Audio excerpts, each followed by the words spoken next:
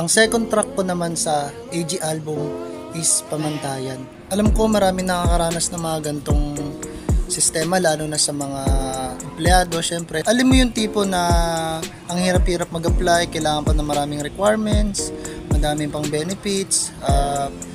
Definitely, hindi naman tumataas ang sahod, minimum lang din ang kinikita. Kaya ako talaga sinulat tong kanta na to is para sa mga taong nahihirapan na gustong umasenso sa kanilang trabaho.